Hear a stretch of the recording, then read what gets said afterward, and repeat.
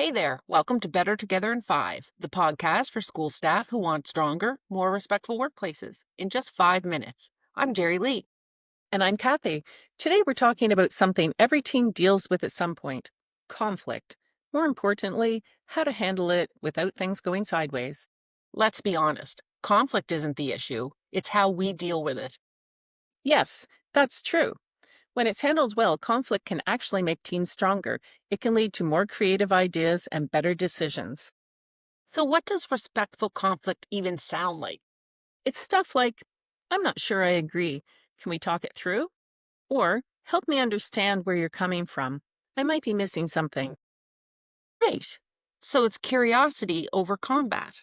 Instead of you're wrong, it's let's explore that. That kind of attitude keeps conversations open, even when we don't see eye to eye.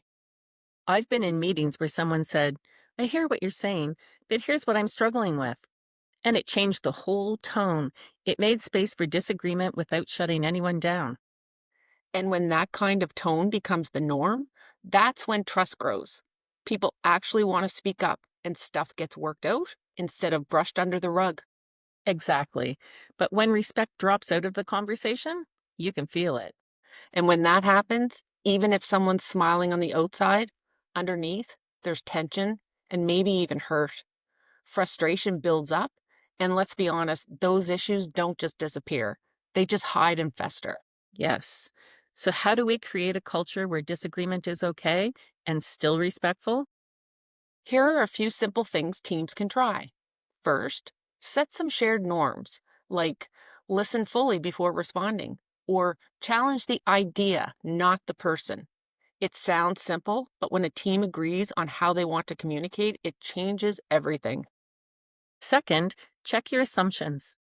If someone's short with you, don't assume it's personal. Ask a clarifying question instead of filling in the blanks. And third, slow your roll. When emotions are high, take a breath before jumping in. That 2-second pause can make a big difference. And listen, sometimes you won't get the decision outcome or answer you wanted. What matters is being prepared to respond with professionalism and respect. Exactly. One important part of respectful workplace is how we show up when things don't go the way we hoped. And here's a bonus tip: our tone really matters. Stay calm, welcome different opinions, and model that curious mindset. Okay, personal sharing time. What's one thing you're working on to improve when it comes to handling conflict respectfully? Oh, for me, it's slowing down when I disagree. I tend to go straight into explaining my side instead of first saying, "I hear you." What about you? Well, I know I can get excited and accidentally cut people off. It can come off as dismissive, even if that's not my intention. I definitely do not want to have that impact, so mine is not interrupting. That kind of self awareness is part of the work too. Absolutely. Okay, before we wrap up, from our own personal experience, what is one small habit that keeps us keep conflict respectful on a team? For me, it's simple. I pause for 2 seconds before responding. That little moment helps me respond thoughtfully instead of reacting defensively. I love that. Mine is using phrases like, I'm wondering, or could we try? It softens the tone and keeps the door open for collaboration instead of shutting it down. So here's the big takeaway: conflict isn't the enemy, disrespect is. That's a great way to put it. One more time, please. Conflict isn't the enemy, disrespect is. Love it. That's gold. Yes, when teams learn to disagree with care, they don't fall apart, they grow stronger. We've said it before: respect is one of those things that grows stronger when more people are intentional about it.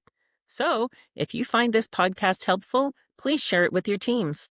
Thanks for listening to Better Together in 5. Until next time, stay curious, stay respectful, and keep showing up for each other, even when things get a little uncomfortable.